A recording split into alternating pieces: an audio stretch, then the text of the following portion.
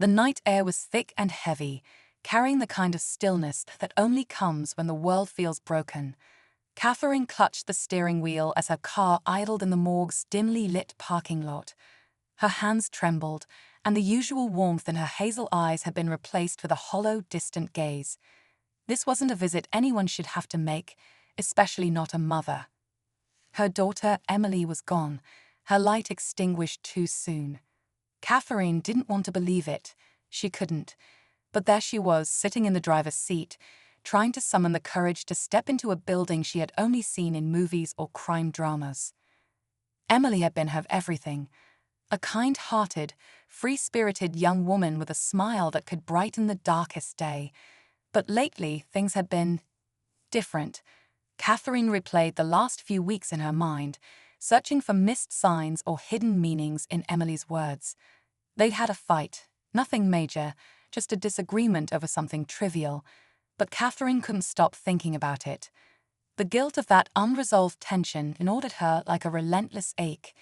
If she had only called her daughter back that night, if she had just pushed a little harder to make sure Emily was okay. But now it was too late, or so she thought. The fluorescent lights inside the morgue cast an eerie glow on the sterile white walls as Catherine walked in. Her footsteps echoed in the empty hallway, each step feeling heavier than the last. A man in a crisp white lab coat greeted her with a sympathetic nod. He introduced himself as Dr. Reynolds and spoke softly, explaining the process with a professionalism that somehow felt both comforting and cold. Catherine nodded numbly, not really absorbing his words.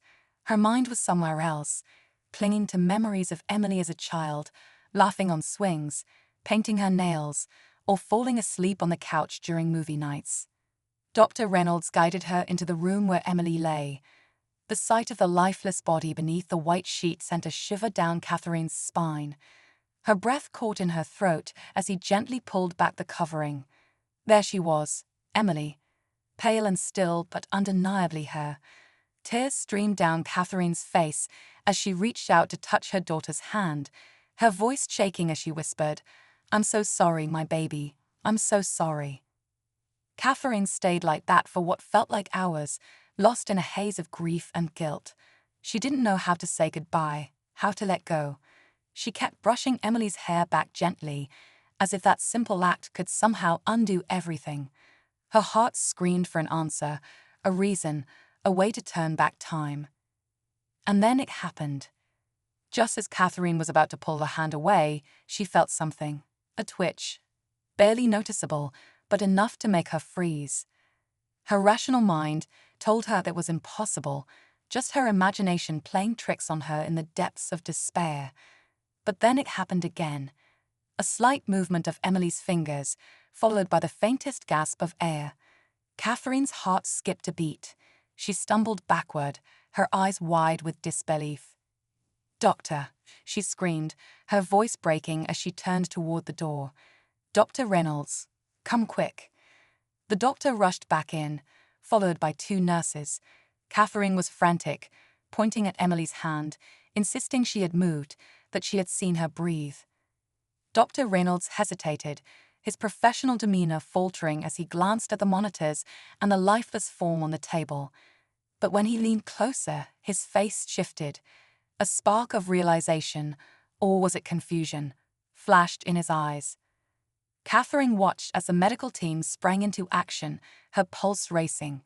She didn't know what was happening, whether this was some kind of miracle or a cruel twist of fate, but one thing was certain: her daughter wasn't as gone as everyone thought. And in that moment, hope, fragile and fleeting, gripped Catherine's heart like a lifeline. As the room erupted into a frenzy of activity, Catherine stood frozen, unable to process what she was seeing. The night had taken a turn no one could have expected, and whatever was happening to Emily was only the beginning. The room buzzed with urgency as Dr. Reynolds and the nurses worked around Emily's still form. Catherine stood to the side, her hands pressed over her mouth as she struggled to breathe. Every second stretched into an eternity. She watched as the doctor's gloved hands moved quickly, checking Emily's pulse, listening to her chest, barking instructions that Catherine couldn't understand. The beeping of a machine pierced the silence. Catherine wasn't sure if it had been there before or if it had just come to life. She could hear her own heartbeat pounding in her ears as her mind whirled with questions. Did Emily just move? Did she really see her breathe? Catherine wanted answers, but she was too afraid to ask. What if this was just false hope? What if her mind was playing tricks on her, clouded by grief and exhaustion? Catherine's legs felt weak, and she stumbled back, her shoulder brushing against the cold wall. She couldn't take her eyes off her daughter's pale face. The small movements she'd seen moments ago replayed in her head like a loop she couldn't escape. She tried to convince herself that it was nothing, a spasm, a reflex, the body's strained way of reacting in death. But the spark of hope was already lit, and it refused to die out. The doctors were saying something to one another, their voices low and clipped, but Catherine couldn't make out the words. She only knew one thing for sure: Emily wasn't supposed to be alive. Dr. Reynolds straightened, pulling off his gloves and turning to Catherine with a face that revealed nothing. He opened his mouth to speak, but before he could say a word, Catherine whispered hoarsely, "What's happening to my daughter?" The doctor hesitated, his brow furrowing as he chose his words carefully. "Mrs. Bennet, I don't know yet. I need to run some tests, but there are signs of something. Faint, but there." Catherine clung to those words like a lifeline. "What do you mean signs? She moved, didn't she?" "I saw her fingers move, and she breathed." Her voice cracked as she spoke, the memory of that tiny gasp replaying in her mind. "You saw it too. I know you did." Dr. Reynolds nodded slowly, his face etched with something Catherine couldn't quite place. "Worry? Doubt? Fear?" "Yes," he admitted, though his voice was cautious. "There was movement, but we need to be careful about jumping to conclusions. It could be something else, an involuntary muscle reflex or—" "No," Catherine cut him off, her voice stronger now. "That wasn't just a reflex. I know my daughter. I know what I saw." Her words hung in the air, challenging him to deny it. The doctor sighed, his professional mask slipping for just a moment as he looked back at Emily. "I'll do everything I can to figure this out," he said, his voice soft. "But you need to prepare yourself, Mrs. Bennet. This is highly unusual." Catherine didn't need him to tell her that. Nothing about this night felt real. She stared at Emily's face, her mind spinning as memories flooded back. The first time she held Emily in her arms, a tiny baby wrapped in a pink hospital blanket. The day Emily lost her first tooth and cried because she was scared it wouldn't grow back. The way she would twirl her hair around her finger when she was nervous, just like her mother. Catherine squeezed her eyes shut, fighting back tears. How could someone so full of life end up here, in this cold, sterile room? The truth was, Catherine didn't even fully understand how this had happened. The phone call had come 2 days earlier, shattering her world in an instant. A car accident, they'd said. No survivors. The words had hit her like a punch to the gut. She didn't want to hear the details. She couldn't bear to. All she knew was that her daughter, her only child, was gone. And now somehow, in the unlikeliest of moments, there was a flicker of something, a spark that refused to fade. Catherine didn't know if it was real or if she was losing her mind, but she wasn't ready to give up. Not yet. The room grew quiet again as the medical team stepped back, leaving Catherine alone with Emily. Dr. Reynolds promised to check on the results of the tests and stepped outside, leaving the door slightly ajar. Catherine took slow, hesitant steps toward her daughter. Emily's face was still pale, her chest unmoving, and for a moment, Catherine wondered if she had imagined everything. Maybe this was just her broken heart refusing to let go. She sank into a chair beside the table, her fingers reaching out to gently hold Emily's cold hand. "Sweetheart," she whispered, her voice trembling. "If you're in there, if you can hear me, I need you to come back to me. Please." Her tears fell freely now, dripping onto her daughter's still hand. "You're not supposed to be here. Not yet. You're supposed to have more time. The silence was deafening, broken only by Catherine's quiet sobs. She stayed like that for what felt like hours, though it could have been only minutes. Her mind wandered back to the last time she'd spoken to Emily. It had been over the phone, just a week ago. Emily had sounded distracted, distant even, and when Catherine asked what was wrong, she'd brushed it off with a weak excuse about being busy. Catherine hadn't pushed. She'd assumed Emily would open up when she was ready. Now, that decision haunted her. Why didn't I ask more questions? She whispered to herself, her thumb brushing gently over Emily's knuckles. Why didn't I check on you? There had been signs, small ones, but signs nonetheless, that something wasn't right. Emily had been more withdrawn lately, quieter. Catherine had chalked it up to stress. Emily was 23, trying to figure out her life, and Catherine hadn't wanted to pry. Now, sitting in the cold, clinical room with her daughter lying still beside her, she would give anything to go back and ask the questions she'd been too afraid to ask. A creak at the door pulled her from her thoughts. She turned to see Dr. Reynolds standing there, a clipboard in his hands. His face was unreadable as he stepped inside. "Mrs. Bennet," he began, pausing as if searching for the right words. I don't have an explanation yet. The tests are showing some activity. It's faint, but it's there." Catherine's heart leaped in her chest. Activity, what does that mean? The doctor hesitated, choosing his words carefully. It means that there are signs of life. Weak ones, but signs nonetheless. I've never seen anything like this before. He looked at her, his eyes serious.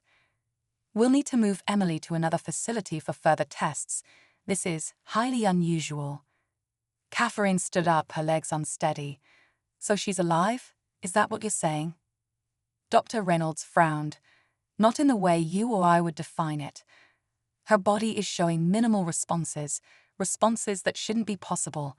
I don't know how else to explain it. Catherine didn't care about the explanations. All she cared about was that spark of hope, the tiny, fragile possibility that her daughter wasn't gone after all. She turned back to Emily, her hand still resting on hers. "Emily," she whispered again, her voice soft but firm. "I'm here. I'm not leaving you." For the first time in days, Catherine felt something other than grief. It was small and shaky, but it was there. Hope. And with that hope came questions. What had happened to Emily? What had caused this? And more importantly, what would happen next? She didn't know the answers yet, but she was determined to find them. The ambulance ride to the larger medical facility felt like something out of a dream. Catherine sat next to her daughter, watching as the paramedics worked quietly, checking the monitors and IV lines that surrounded Emily. The rhythmic beeping of the machines was the only sound filling the small, sterile space, and Catherine couldn't decide whether it comforted her or made her more afraid. She held Emily's hand tightly, whispering quiet reassurances even though her daughter lay motionless. "We're going to figure this out, sweetheart. I promise. Just hang on." In the dim light of the ambulance, Catherine's mind wouldn't stop racing. How was any of this possible? The doctors had declared Emily dead, no pulse, no brain activity. And yet, something inside her refused to give up. Maybe it was a mother's instinct, maybe it was desperation, but Catherine couldn't shake the feeling that there was more to this, something deeper just out of reach. She thought about the accident again, the way the police officer had looked at her when he delivered the news.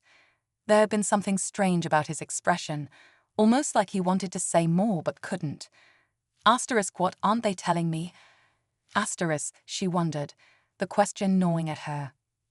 The ambulance came to a stop, and Catherine followed closely as Emily was wheeled into the brightly lit hospital. Doctors and nurses surrounded them quickly, speaking in hushed but urgent voices. Catherine tried to keep up, but eventually she was stopped at the double doors leading to the examination room. "You can't come in, ma'am," one of the nurses said gently, blocking her path. "We'll update you as soon as we know more." Catherine felt a surge of panic as she watched her daughter disappear behind the doors. She wanted to scream at them to let her in, to not leave Emily alone, but she swallowed it down. Instead, she sank into one of the uncomfortable chairs in the waiting room, her hands clasped tightly in her lap. The hours seemed endless as she sat there, watching people come and go. Her phone buzzed on the seat beside her, but she ignored it. She couldn't handle questions or condolences right now. There were no words for what was happening. It wasn't until late into the night that Dr. Reynolds appeared again, this time joined by a woman Catherine hadn't seen before. She looked younger than Dr. Reynolds, with sharp eyes and an air of quiet authority. The two doctors approached Catherine, their faces grave, and she stood up quickly, her heart pounding. "Is she okay?" she blurted, the words tumbling out before they could speak. Dr. Reynolds glanced at the woman beside him, then back at Catherine. "Mrs. Bennett, this is Dr. Grace Collins. She's a specialist in unusual neurological cases, and she's going to be helping us with Emily." Catherine's eyes darted to Dr. Collins, searching her face for answers. "Unusual neurological cases, what does that mean?" Dr. Collins stepped forward, her tone calm and measured.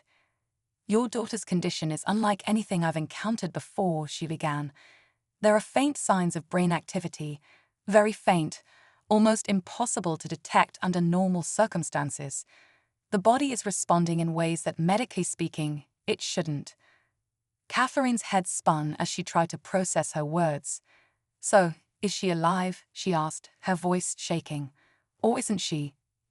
Dr. Collins hesitated. "I don't have an easy answer for that right now.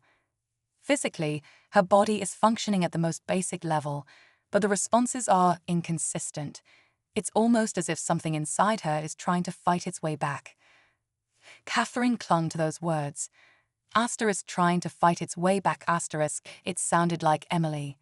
Her daughter had always been a fighter, even when she was little. But this was something she couldn't understand. What's causing it? Catherine pressed. "Could it be a mistake, something you missed?" Dr. Collins shook her head. "We've run every test possible, and everything about this situation is abnormal. I'll be honest with you, Mrs. Bennett. We don't know what's happening yet, but I'm not giving up, and neither should you." Catherine nodded, tears welling in her eyes. It wasn't an answer, but it was enough to keep her going. "Can I see her?" she asked softly. Dr. Collins exchanged a look with Dr. Reynolds before nodding. "Yes, but only for a little while. She's stable for now, but we're monitoring her closely." Catherine followed the doctors down another long hallway, her footsteps echoing faintly. They led her to a small, quiet room where Emily lay hooked up to machines, her face peaceful but pale. Catherine sat beside her daughter, taking her hand in hers again. The coolness of Emily's skin sent a shiver through her, but she didn't let go. "Emily," she whispered, her voice thick with emotion. "They don't know what's happening to you, but I know you're fighting. I'm here, sweetheart. I'm not going anywhere." The sound of the machines filled the silence, steady and rhythmic, but something about the room felt heavy, different. Catherine couldn't explain it, but there was an energy there, something she could almost feel pressing against her skin. She leaned closer to Emily, brushing a strand of hair from her face. "I'm going to find out what's happening to you," she promised, "and I won't stop until I do." As the minutes passed, Catherine's mind drifted back to the accident. She still hadn't seen the official report. The police had been kind but vague, telling her it was a collision on a dark road.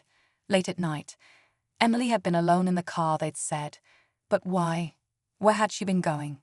Catherine's chest tightened as she thought about it. Something didn't add up. Emily hadn't mentioned any plans that night. And the more Catherine thought about it, the more she realized how little she knew about what her daughter had been going through lately. Her thoughts were interrupted by a soft knock at the door. A nurse poked her head in, offering a polite smile. "Mrs. Bennett, there's a detective here to see you." Catherine's heart skipped a beat. A detective. About Emily. "Yes, ma'am. He's in the hallway. He says it's urgent." Catherine's pulse quickened as she stood up, giving her daughter one last glance before stepping out of the room. A tall man in a dark coat waited for her in the hallway. He introduced himself as Detective Harris, his face serious but kind. "Mrs. Bennet," he began, lowering his voice, "I need to speak to you about your daughter's accident. There are some inconsistencies we need to look into." Catherine's stomach twisted as she stared at him. "What do you mean, inconsistencies?" Detective Harris shifted uncomfortably. "I can't say too much right now, but something about the crash site doesn't match up. We believe there may have been someone else involved that night." Catherine's blood ran cold. "Someone else? But you said she was alone." "We thought she was," the detective admitted. "But there's more to this than we initially realized. I need to ask you, do you know anyone who might have wanted to hurt your daughter?" Catherine blinked, stunned by the question. "Hurt her? No, Emily didn't have enemies. She was a good person." Detective Harris nodded, though his expression didn't change. "I understand. But we're reopening the investigation, Mrs. Bennet. I'll keep you updated." As the detective walked away, Catherine leaned against the wall, her mind spinning. "Someone else? Asterisk quo. Why?" Asterisk. The questions buzzed like static in her head, but one thing was certain: this wasn't just an accident. And whatever had happened that night, it was connected to what was happening to Emily now. Catherine looked back toward her daughter's room, a fresh wave of determination rising inside her. She didn't know what was coming, but she would get to the bottom of it, no matter what it took. Catherine sat alone in the hospital room, the quiet hum of machines surrounding her like a faint heartbeat. The detective's words played over and over in her mind. Asterisk, someone else involved. Inconsistencies, asterisk. She looked at Emily lying there, so still, her chest rising and falling only slightly, as if holding onto life with the thinnest of threads.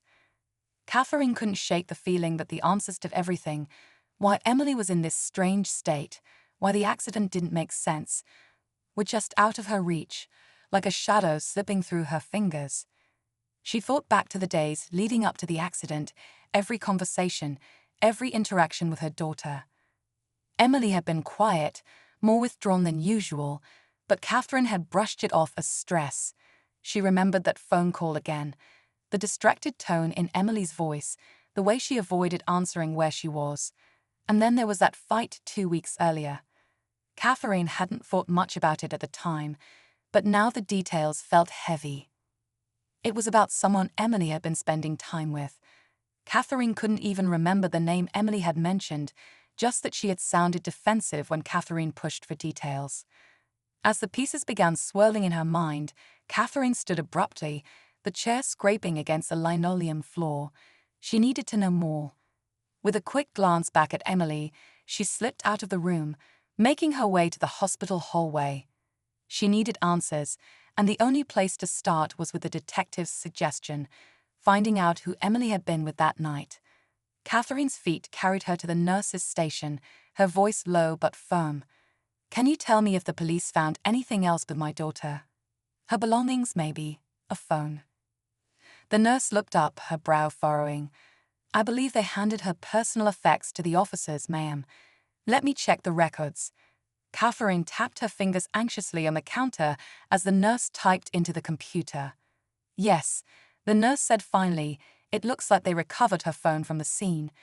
The police would have it in evidence." Catherine thanked her quickly and headed back to the waiting area where Detective Harris had spoken to her earlier. If Emily's phone was in evidence, there had to be something on it, something that explained why she was out on that road or who she was with. Catherine pulled out her own phone, scrolling through the contacts to find the number Harris had given her. She pressed the call button and waited, her fingers tightening around the device as it rang. Finally, his voice came through on the other end. "Detective Harris," he answered. "It's Catherine Bennet," she said, her voice steady. "I need to see my daughter's phone. You said there were inconsistencies with the accident. I think her phone might help." The detective was quiet for a moment before he replied. "Mrs. Bennet, I don't think that's a good idea. It's part of an active investigation. I can't." "I'm her mother," Catherine interrupted, her voice sharp. "She's lying in that hospital bed, and no one can tell me why or how. I need to know what happened to her, detective. You asterisk me that much. There was another pause, longer this time, and then Harris let out a sigh. Fine. Meet me at the station in an hour. When Catherine arrived at the station, the air felt thick and heavy, like the walls were holding secrets. Harris met her in the front lobby, his expression guarded but not unkind. Without saying much, he led her into a small room where he placed a plastic evidence bag on the table. Inside was Emily's phone, cracked and scuffed, but intact. Catherine's hands shook slightly as she picked it up, the weight of it familiar yet unfamiliar. Harris handed her a charging cord. It was dead when we recovered it. I had to pull some strings to let you see this. Mrs. Bennet, you have 10 minutes. Catherine nodded, plugging in the phone and waiting impatiently as the screen flickered to life. The lock screen appeared, an old picture of Emily, smiling in the sunlight. For a moment, Catherine's chest tightened, and she almost couldn't breathe. She entered the passcode, her fingers moving on instinct. The home screen loaded, and everything felt frozen in time. Messages, apps, unanswered notifications. Catherine's eyes darted to the messages first, her thumb scrolling through the list. Then she saw it, a name she didn't recognize. Just initials, *AG*. There were only a few texts, but they were enough to make Catherine's blood run cold. *AJ. ****, meet me tonight. Same place ****, Emily. ****, I'm not sure about this. I don't feel right ****, AJ. ****, it'll be fine. Trust me. I'll explain everything ****. The last message was sent only minutes before the crash. Catherine's mind raced as she stared at the screen. ****, was AJ. Hysteris, and what had Emily been so hesitant about? She looked up at Detective Harris, who was watching her carefully. Who is this? She asked, turning the phone toward him. Harris frowned, leaning forward to look at the messages. We don't know yet, he admitted, but it's something. I'll dig into it. Catherine's hands shook as she powered down the phone, her thoughts spiraling. Emily had been afraid. She'd been meeting someone who clearly had answers. And now her daughter was fighting for her life in a way that no one could explain. As Catherine handed the phone back to Harris, she spoke with quiet resolve. Find this person. Harris nodded. We will. But Catherine couldn't shake the feeling that time was running out. She didn't trust the slow process of investigations or the cold detachment of officials. Whatever had happened to Emily that night wasn't just an accident. And whatever was happening to her now, lying in that hospital bed between life and death, was connected. Catherine didn't believe in coincidences, not anymore. By the time Catherine returned to the hospital, night had fallen again. The quiet halls felt darker, the air colder. As she approached Emily's room, something made her stop. The door was slightly open, and through the small gap, she could hear soft beeping from the machines. But there was something else. A voice, low and muffled. Someone was in there. Catherine's heart began to race as she pushed the door open just enough to see inside. A man stood at Emily's bedside, tall, his back to Catherine, wearing a dark jacket. He wasn't a doctor, she could tell that much. He leaned slightly toward Emily, his hand resting on the edge of the bed, as if whispering to her. Catherine's blood turned to ice. Hey, she shouted, shoving the door open. The man jerked upright, turning to look at her. For a split second, Catherine caught a glimpse of his face, sharp features, dark eyes, and then he bolted for the door on the other side of the room. Catherine's voice echoed through the halls as she shouted for help. Nurses and security rushed toward her, but by the time they entered the room, the man was gone, leaving behind only the faint smell of something strange in the air, like burnt metal. Catherine rushed to Emily's side, her hands trembling as she looked at her daughter. Emily's face was the same, pale, still, but Catherine swore something had changed. The machines continued their steady beeping, but there was a flicker in Emily's expression, a tightness around her eyes that hadn't been there before. Catherine sank into the chair beside her, whispering through tears. Who was that? What did he want? She didn't have answers, but the message was clear. Someone was watching. Someone knew what had happened to Emily, and they weren't finished yet. The pieces of the puzzle were starting to fit together, and the closer Catherine got, the more dangerous it felt. Whatever was happening to her daughter wasn't over, and Catherine knew one thing for sure: she wouldn't stop until she uncovered the truth. Catherine sat frozen by Emily's bedside, the shadow of the man who had just vanished lingering in her mind. His face was burned into her memory, those dark, hollow eyes staring back at her just before he escaped. He wasn't just anyone. Whoever he was, he had been there for a reason, and that reason had something to do with Emily. Catherine's hand trembled as she brushed a lock of hair away from her daughter's forehead. "I won't let anyone hurt you," she whispered, more to herself than to Emily. But as she said it, a flicker of doubt crept in. Had someone already heard her?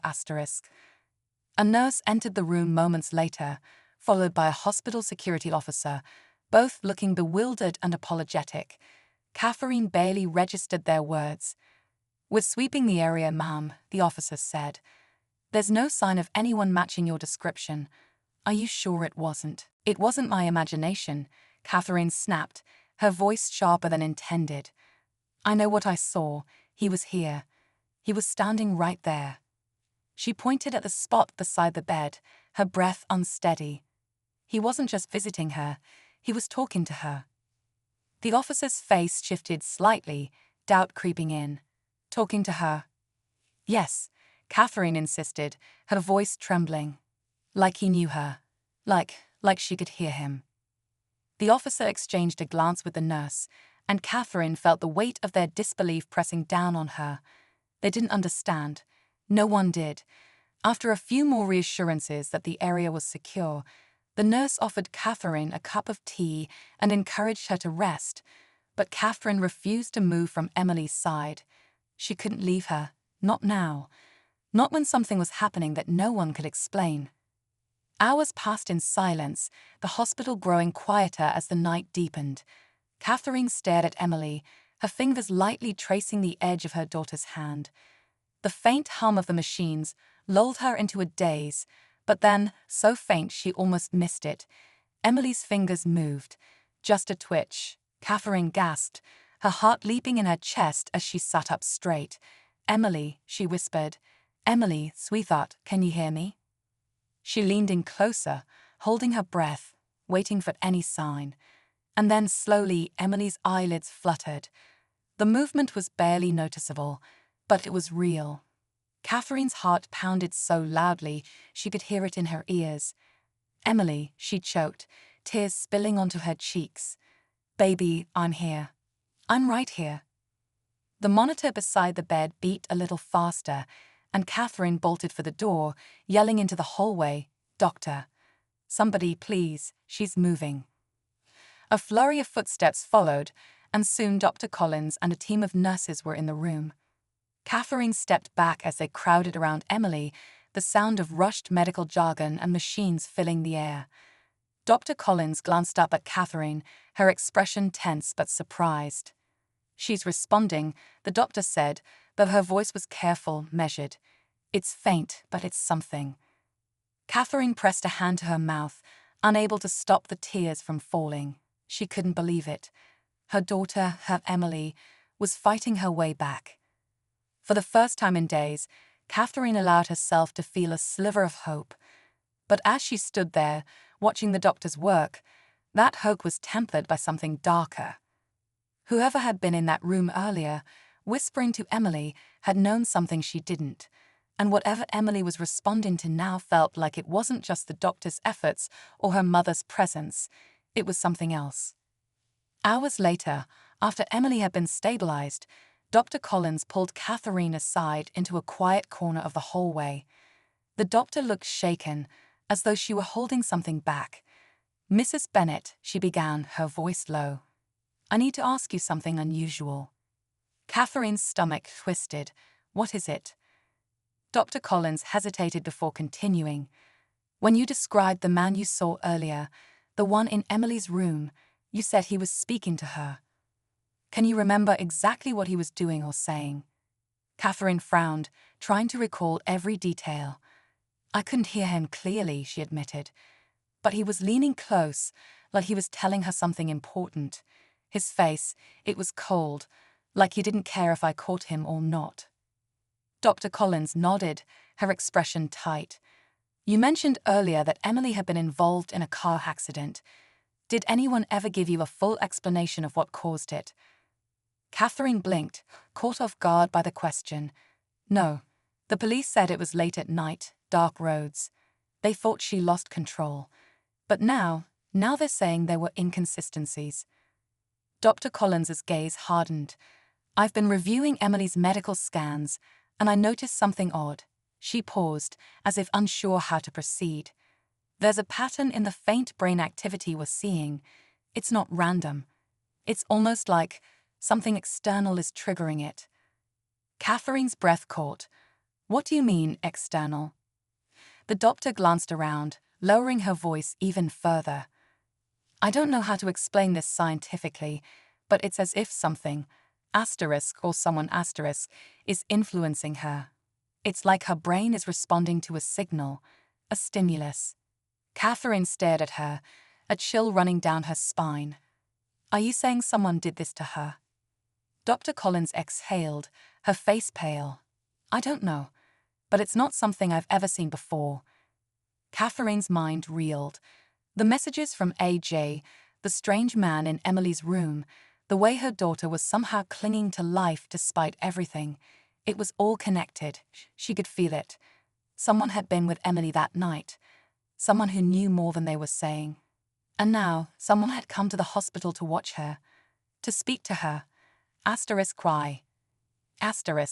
Catherine returned to Emily's room, her nerves frayed, but her resolve stronger than ever. She stood beside her daughter, gripping her hand tightly. I don't know who's doing this to you, sweetheart, she whispered softly. But I'm going to find out, and I'm going to stop them. As the hours stretched into morning, Catherine sat by Emily's side, refusing to let go. But as dawn broke and light spilled through the window, something shifted. Emily's hand twitched again, harder this time. Then her lips parted, and a faint sound escaped, a word, barely audible. Mom. Catherine froze, her heart leaping into her throat. Emily, she gasped, leaning closer. Baby, it's me. I'm here.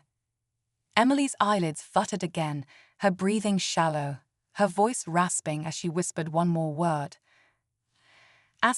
Him. Catherine's blood ran cold. Who? She choked, her voice trembling.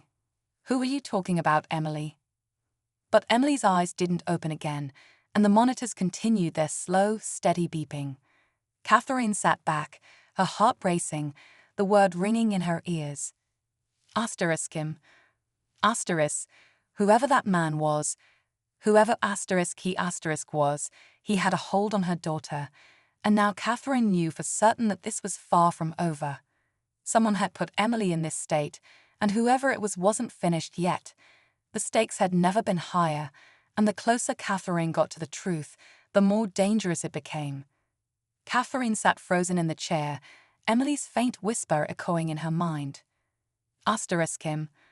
The word cut through her like a shard of ice, sharp and chilling. The hospital room felt darker, heavier, as if whatever had lingered earlier hadn't left at all. She glanced at the doorway, half expecting to see the man's shadow again, but the hall was empty.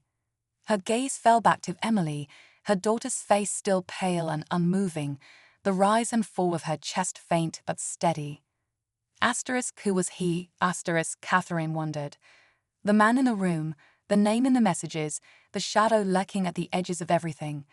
AJ whoever he wasn't done, and Catherine could feel that time was running out. A sudden noise broke the silence. Her phone buzzed loudly against the table, jolting her from her thoughts. The screen lit up with an unknown number. Catherine hesitated, dread pooling in her stomach, but her instincts told her to answer. She swiped the cord open, her voice shaky as she said, "Hello." There was silence on the other end for a beat too long, and then a voice, low, calm, and unnervingly familiar.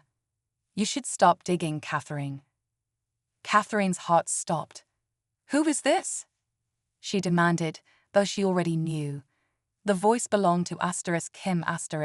She could hear it in the way he spoke, smooth, cold, controlled. "You don't want to know the truth," the voice continued, almost as if mocking her. "Some things are better left buried." Her grip on the phone tightened. "What did you do to my daughter? Who are you?" Catherine's voice broke, but she didn't care. Tears burned her eyes, a mix of anger and fear rising like a tidal wave. There was a brief pause, then a faint chuckle. "I gave her a choice," the man said softly. "She didn't take it. Now you're the one who has to decide." Before Catherine could say another word, the line went dead. She pulled the phone away, staring at it as if it might hold answers, but all she saw was the dark screen reflecting her own terrified expression. Her pulse pounded in her ears as she tried to make sense of his words. A choice. What choice? And why did it sound like there was more to this than an accident? It hit her then. This wasn't random. The crash, the phone messages, the man's presence in the hospital, it was all deliberate. She turned back to Emily, desperate for a sign. "What choice, Emily?" she whispered, tears spilling down her cheeks. What did he mean? The machines beat steadily, filling the room with an unbearable silence, and for a moment, Catherine felt helpless. But then, as she stared at Emily's still form, she saw something. Her daughter's hand moved again, this time stronger. Catherine shot to her feet, leaning in closer. Emily's lips trembled, and she whispered something faint, too quiet to hear. "Emily, say it again," Catherine urged, her hands gently cradling her daughter's face. "What did he say to you?" Emily's eyes flickered open, just barely, and her voice broke through, faint but clear enough to send a shiver through Catherine's entire body. "Don't trust him." Catherine pulled back, her mind spinning. "Who, sweetheart? Who can't I trust?" But Emily's eyes were already fluttering shut again, as if the effort had drained her completely. "No," Catherine whispered, brushing her daughter's hair back. "Stay with me." But there was no response. The machine steadied again, and Catherine's stomach twisted with a mix of terror and resolve. She didn't know how or why, but Emily was warning her. And she understood now, this wasn't just about her daughter. Whoever this man was, whatever he had done, it went deeper than she could have imagined. Without thinking, Catherine grabbed her phone and called Detective Harris. "You need to meet me at the hospital," she said the moment he picked up. "I got a call. From Kim. The detective's tone changed instantly. "Slow down. Who called you?" "The man who was here earlier," Catherine replied. "The one you're looking for. He called me. He said Emily had a choice, and now I have to decide." Her voice cracked, panic rising again. "What does that mean? What choice?" "Stay where you are," Harris instructed. "I'm on my way." Minutes felt like hours as Catherine waited, pacing the hospital room and glancing at the door as if the man might come back at any moment. When Harris arrived, his face was tense, and he held a small file in his hand. "Mrs. Bennett," he began, his voice low, "we found something. We ran a background check on the name AJ from Emily's phone. It's not a full name, but it led us to someone, Andrew Jameson." Catherine blinked, her mind racing. "Who is he?" Harris's jaw tightened. "Someone with a history we can't ignore. Jameson has been linked to other cases, strange ones. People disappearing. Witnesses saying they saw someone lurking in hospitals, whispering to the victims before they vanished. But there was never enough proof." Catherine felt the room tilt slightly. "What does he want with my daughter?" "That's what we're trying to figure out," Harris said. "But whatever it isn't over. You need to be careful. He's playing a game." As if on cue, the machines in Emily's room began to beat wildly. Catherine turned, her heart leaping in her chest as she rushed to her daughter's side. Emily's eyes were open now, wide and terrified, her breath shallow. Her lips moved frantically, and Catherine leaned in to hear her. "Mom," she gasped, her voice hoarse. "It's him. He's here." The lights in the room flickered, plunging everything into shadows for a brief moment. Catherine's pulse thundered as she grabbed Emily's hand. "Emily, stay with me," she cried, tears streaming down her face. Emily's body stiffened, her eyes locking onto something behind Catherine. Slowly, Catherine turned, dread flooding every nerve in her body. The man stood there, in the corner of the room, his figure half obscured by darkness, his face calm and expressionless. "You shouldn't have come this far," he said softly, his voice cutting through the chaos like a blade. Catherine stepped protectively in front of Emily, her voice shaking. "What do you want from us?" The man tilted his head slightly, his dark eyes unreadable. "A choice was made," he said, "and now it's yours." Catherine's mind spun, her instincts screaming at her to protect her daughter. "You can't have her," she choked, her voice stronger now. "You can't take her." The man's calm mask faltered for just a moment. "That's not for you to decide." The room's lights flickered again, and suddenly the machines flatlined. Catherine's scream echoed through the room as nurses and doctors rushed in, the chaos erupting around her. She clung to Emily's hand, shouting her name, begging her to hold on. For a moment, it felt as though the world was collapsing around her. Then, as suddenly as it started, everything stopped. The lights steadied, the machines beeped faintly, and Emily took a small, shuddering breath. Catherine sank to her knees, sobbing with relief. When she looked up, the man was gone, like he had never been there at all. Hours later, Emily lay sleeping peacefully, her vitals stable. Catherine sat by her side, holding her hand tightly. She didn't know what had happened or why, but one thing was clear: Emily had fought her way back. Whatever darkness had tried to claim her hadn't won. But as Catherine looked at her daughter, a single chilling thought lingered in her mind. Asterisk, what if it wasn't over? Asterisk. The hours that followed were a blur. The chaos of nurses rushing in, machines humming steadily again, and hushed murmurs of disbelief from the medical staff seemed to fade into the background. Catherine stayed by Emily's side, her fingers curled tightly around her daughter's hand, afraid to let go even for a second. Emily's breathing was steady now, her face peaceful in a way Catherine hadn't seen in days. The man, him was gone, but his presence still lingered like a shadow in the room. Catherine didn't know what he was, or why he'd come, but she knew one thing for certain: he hadn't won. Dr. Collins entered quietly after everything had calmed down, her expression somewhere between confusion and awe. "Catherine," she said softly, pulling a chair closer. "Emily is stable. Whatever was happening before, it's stopped. Her vitals are stronger now than they've been since she arrived."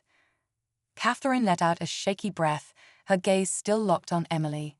"She came back," she whispered. "She fought her way back." Dr. Collins nodded, though her brow furrowed as she tried to make sense of it. "I don't know how to explain this. From a medical standpoint, none of it makes sense. She had no brain activity. We've never seen a recovery like this." Catherine's throat tightened as she turned to the doctor. "It wasn't medicine," she said quietly. "It was something else. Something you can't explain." She paused, hearing her own words and the weight of them. "Someone tried to take her." Dr. Collins didn't reply, though the unease in her face suggested she didn't entirely doubt Catherine's words. Instead, she placed a reassuring hand on Catherine's shoulder. "Whatever happened, Emily is here now. That's what matters." Catherine nodded, though her mind wouldn't let her rest. She thought about the voice on the phone, the dark figure in the room, and the warning Emily had given her. Asterisk, don't trust him. Asterisk, whoever the man was, he had been real. He had been in that room, speaking to Emily as if he knew her, as if he was waiting for her to make a choice. And now, with Emily safe, Catherine couldn't help but wonder if the fight was truly over. It was hours later when Emily stirred again. The faint rustle of movement made Catherine sit up quickly, her pulse jumping as she leaned forward. Emily's eyelids fluttered, and then finally her eyes opened. Catherine froze for a moment, her breath caught in her chest. "Emily," she whispered, brushing her daughter's hair back gently. "Sweetheart, can you hear me?" Emily's lips parted, her voice barely a croak. "Mom." Relief flooded Catherine so quickly she nearly collapsed. Tears slipped down her face as she held Emily's hand tightly, her heart aching with gratitude. "Oh, Emily," she cried softly, kissing her daughter's forehead. "You're back. You're okay. You're safe now." Emily blinked, her gaze hazy as she looked around the room. "Where am I?" "You're in the hospital," Catherine explained gently. "You were in an accident, but you're okay now. You're here and I'm here. That's all that matters." Emily frowned slightly, as if trying to piece together fragments of a dream. "There was someone," she murmured, her voice still weak. "He was there. He was talking to me." Catherine felt her heart clench. "I know, baby," she said softly, her thumb brushing over Emily's hand. "But he's gone now. He can't hurt you." Emily's expression shifted, her eyes meeting her mother's. "He told me I had to make a choice." Catherine stilled, her breath catching. "What choice, sweetheart? What did he say to you?" Emily's voice was barely above a whisper, but the words carried a weight that made the room feel colder. "He said I could leave, or I could come back. But if I came back, I wouldn't be alone." Catherine felt the blood drain from her face. "What do you mean? Who wouldn't be alone?" Emily hesitated, her expression distant, like she was looking at something far away. "He said he'd always be watching." Catherine's chest tightened, a deep unease washing over her. She forced herself to push it aside, reaching for her daughter and holding her hand tightly. "It doesn't matter what he said," she whispered firmly. "You're here. That's what's real. He's gone now, Emily. You're safe with me." Emily nodded faintly, as if her mother's words were enough to anchor her back to reality. Catherine stayed beside her, not moving an inch as the night stretched on. She watched her daughter sleep, her chest rising and falling steadily, each breath a reminder that she'd fought her way back to life. The man, whoever he was, had lost. Catherine was sure of it. The next few days passed slowly. Emily grew stronger with each hour, her color returning, her voice steadier. The doctors called her recovery miraculous, shaking their heads as they struggled to explain how someone who had shown no signs of life could return so fully. Catherine didn't care about explanations. She was just grateful to have her daughter back. One evening, after Emily had been moved to a quieter room, Detective Harris stopped by. He lingered in the doorway, holding a file in his hands. Catherine stepped outside the room to meet him, closing the door softly behind her. "I wanted to let you know," Harris said, his voice low. "We've been looking into that man, AJ. There's no trace of him. It's like he never existed." Catherine stared at him, a chill running through her. "But he did," she said quietly. "He was here." Harris nodded. "I don't doubt you. I've seen enough strange things in this job to know when something doesn't add up. But for now, we've got nothing. If he shows up again, if anything happens, you call me immediately." "I will," Catherine promised, though she hoped it would never come to that. As the days turned to weeks, Catherine brought Emily home. The house was quiet, but filled with warmth, a sharp contrast to the cold sterility of the hospital. Catherine hovered over her daughter more than she should have, but Emily didn't seem to mind. They spent hours together, talking, cooking, or just sitting quietly, appreciating the second chance they'd been given. But sometimes late at night, Catherine would wake up with a start, the memory of the man's voice echoing in her mind. Some things are better left buried. She would get up, check on Emily, and stand by her bedside, watching her sleep peacefully. She never told Emily about those nights, or about the way she sometimes felt like someone was watching from the shadows. One evening, as Catherine sat on the porch, Emily joined her, a soft blanket wrapped around her shoulders. They watched the sunset together, the sky streaked with gold and orange. "Mom," Emily said quietly. "Yes, sweetheart." Emily looked at her, a faint shadow in her eyes. "You believe me, don't you? About him?" Catherine swallowed hard, forcing a smile as she reached for her daughter's hand. "I believe you," she said softly. "But he's gone now. You're safe. We're safe." Emily nodded, though she didn't look convinced. Catherine turned her gaze back to the horizon, squeezing her daughter's hand a little tighter. The air was calm, the world quiet, but Catherine couldn't shake the feeling that the darkness wasn't entirely gone. Maybe it never would be.